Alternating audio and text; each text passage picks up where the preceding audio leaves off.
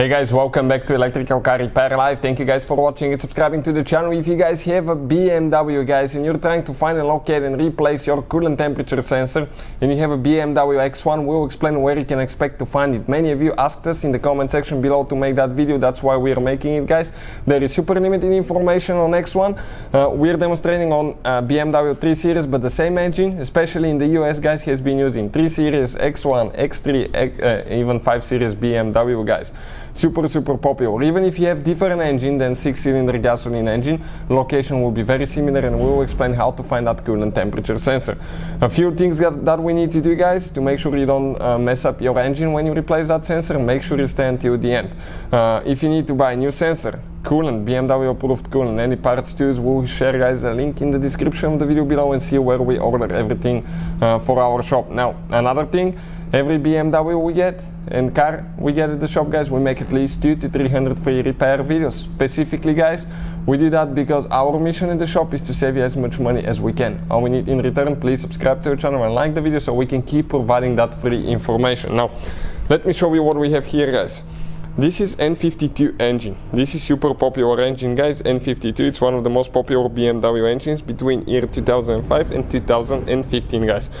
Even if you have different engines, things that you'll be looking at, okay, you usually have your oil filter housing and you need to locate right here guys. Okay, we have two sensors. This is the oil pressure switch, one sensor where the coolant line is coming. Okay, this is coolant temperature sensor. It's actually on the cylinder head guys. That's where the sensor is located. So all that being said guys, that's the sensor. The correct way to remove it, you have to drain your cooling system. You can do it without draining the cooling system, but you have to make sure the engine is not hot, not driven. So let it sit overnight guys. After that, open slowly the radiator cap because you may have pressure, and okay, slowly open it and remove it guys. So once you remove it, okay, we'll be ready to continue. Get rubber gloves guys and we'll be able to quickly change it. Now we'll show you how. There is one wire that we need to disconnect. Press in, pull out. Okay, this is the wire right here. Now the sensor itself is with a 22mm tool. You can use an offset box wrench. That works really good. Okay, like this one. We have the link in the description of the video below.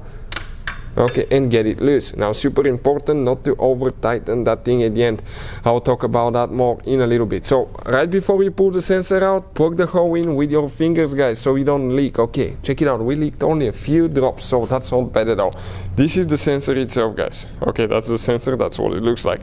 Now if you guys need to buy a new one, we'll have the link in the description of the video below. Make sure you do not over tighten that thing because you can snap it in two. We've done it, believe me, and it was a pain to get it out. So we'll try to share the torque specs in the description of the video below for your convenience. So with all that being said guys, okay, we'll be ready to go ahead and install it now. So we're ready to go ahead and install it guys. How we do that? Okay, simply, okay, move your finger out of the hole and quickly guys start getting that thing tight. Okay, perfect. You can see, just don't forget to tighten it with a wrench, but make sure that you don't snap it guys. Okay, if you need to use a torque wrench in the torque specs, we have the link in the description of the video below. Two more things that we need to do guys. You need to make sure that you check your coolant level, make sure coolant level is not low. Then you will need to bleed your cooling system. If you do not bleed the cooling system, we demonstrated on BMW 3 Series and X3 how to bleed cooling system. You can have an air pocket that can cause your engine to overheat and you can say bye-bye to your engine. So be careful guys, you definitely need to bleed your cooling system guys. So hopefully the video will be helpful. Thank you for watching, please subscribe and see you guys next time.